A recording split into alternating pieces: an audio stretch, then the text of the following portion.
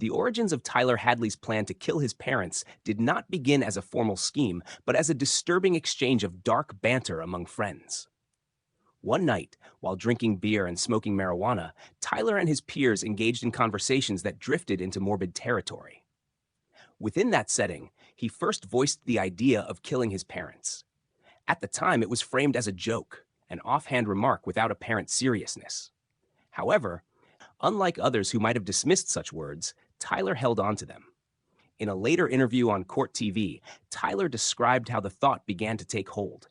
He explained that he would sit there and think about it, allowing the notion to grow until he latched onto it completely. Once fixed in his mind, the idea did not fade. Instead, it became persistent, surfacing repeatedly until it no longer felt like a passing comment, but an objective. Over the following months, this initial remark transformed into a deliberate plan. Tyler came to believe that killing his parents might somehow bring him relief from the constant intrusion of these thoughts. According to law enforcement, in the weeks before the murders, he began openly telling friends about his intention. He even shared that, after the killings, he planned to host a party at his house, remarking that it had never been done before. These admissions made clear that the idea had shifted from casual talk to a concrete and premeditated goal. Tyler's own words reflected a mindset detached from reality. He spoke of feeling that once the act was completed, the thoughts would finally stop. There was no indication of hesitation or reconsideration. The transition from hypothetical discussion to determined planning unfolded gradually but decisively. On July 16, 2011, Tyler Hadley acted on the plan he had been contemplating for months. Inside the family's Port St. Lucie home, his mother, Mary Jo Hadley, was seated at her desk, unaware of what was about to happen.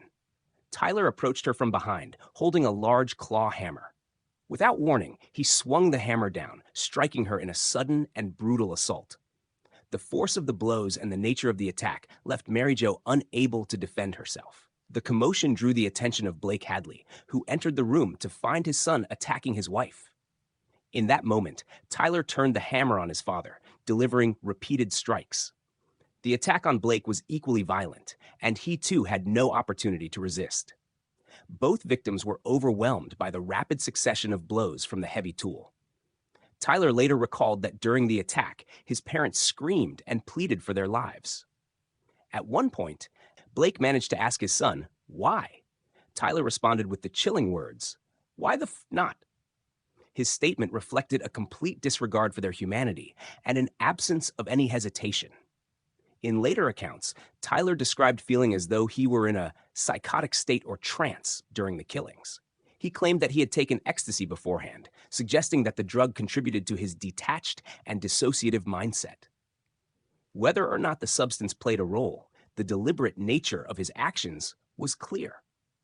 The hammer, the sole weapon used, became a symbol of the calculated violence carried out that day.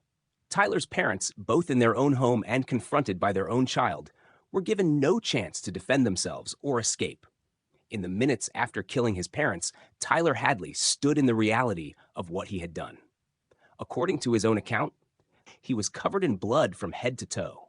He went into the bathroom, looked at himself in the mirror, and laughed at his reflection. In that moment, he described feeling a sense of finality, as though the act he had been contemplating for months was now complete and irreversible. Hadley then began the process of hiding the evidence. He dragged both Blake and Mary Jo Hadley's bodies into the master bedroom, placing them side by side. To conceal them, he gathered a random assortment of household items, linens, books, picture frames, and towels, and piled them over the bodies. The arrangement was haphazard, but designed to obscure what lay beneath. The cleanup was extensive. For approximately 3 hours, Hadley worked to remove blood from various parts of the house, attempting to erase any signs of the violence that had occurred. His goal was to restore the appearance of normalcy so that guests arriving later would not suspect anything unusual. In addition to cleaning, he took steps to limit immediate discovery. He locked the family dog in a closet, ensuring that it would not interfere or alert anyone. He also hid his parents' cell phones, removing another potential source of interruption or suspicion. These actions demonstrated a calculated approach, suggesting that even in the aftermath of extreme violence, he was thinking about controlling the crime scene. This period reveals a stark contrast in his mindset. Only hours earlier, he had committed an unthinkable act against his own parents. Now, he was methodically preparing his home for a social gathering. His focus shifted almost seamlessly from homicide to party planning, indicating a disturbing level of emotional detachment. By the time the cleanup was complete, the house no longer bore immediate, visible signs of the crime. The concealed bodies, hidden items, and cleaned surfaces allowed Hadley to move forward with the next stage of his plan, inviting friends over to the same home where the murders had just taken place. This transition marked one of the most unsettling elements of the case. With his parents' bodies concealed in the master bedroom, Tyler Hadley shifted his focus to the next stage of his plan. He began contacting friends, inviting them over, and assuring them that his parents were out of town. To broaden the invitation, he posted a message on Facebook: "Party at my crib tonight. Maybe." The casual tone drew interest and encouraged more people to attend. As evening fell on July 16, 2011, guests began arriving at the Hadley residence. Word spread quickly, and by night's end, more than 60 people, mostly teenagers, had gathered inside.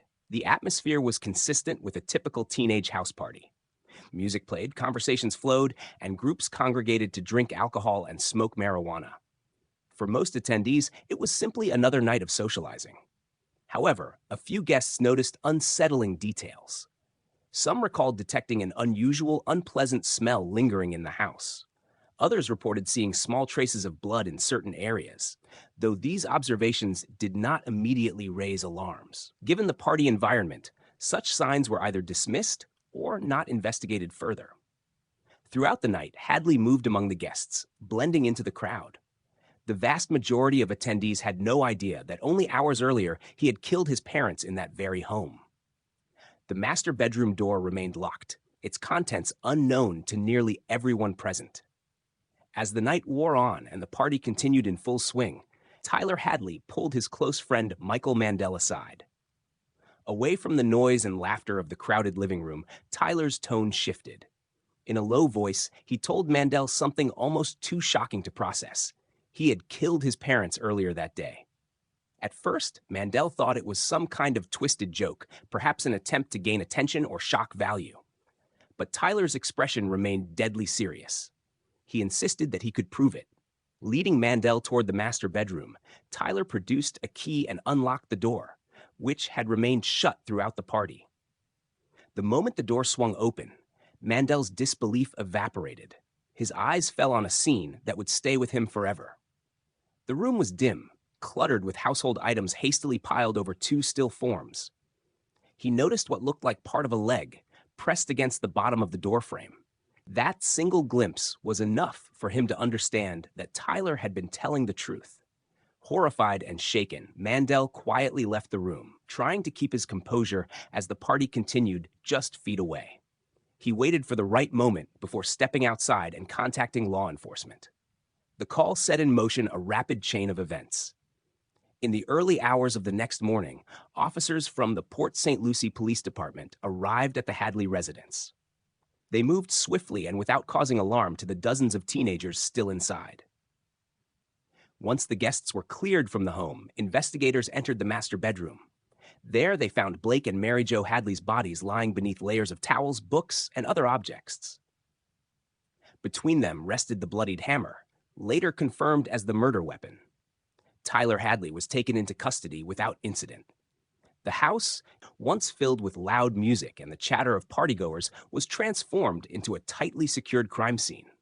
What had begun as an unthinkable confession between two friends had, within hours, become a full-scale homicide investigation.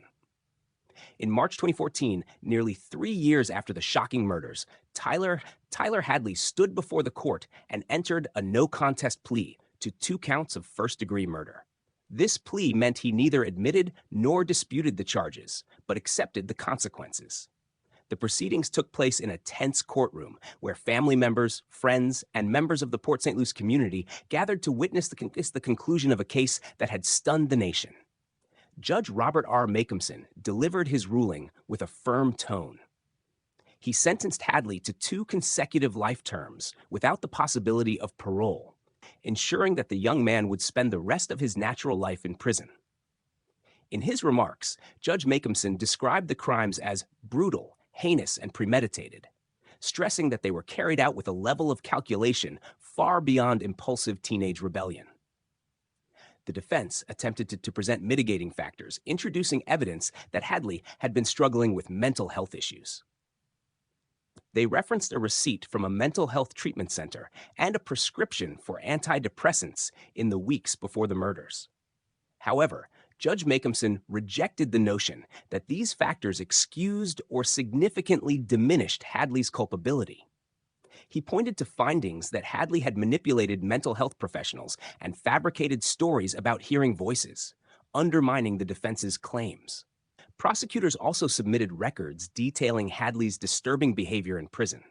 Reports indicated that he referred to himself as Hammer Boy, a grim nod to the weapon used in the murders, and occasionally signed autographs for fellow inmates who were aware of his notoriety.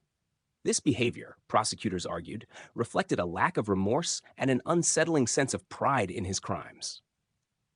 Under Florida law, Hadley's sentence allowed for a possible review after serving 25 years, in keeping with U.S. Supreme Court rulings on juvenile sentencing.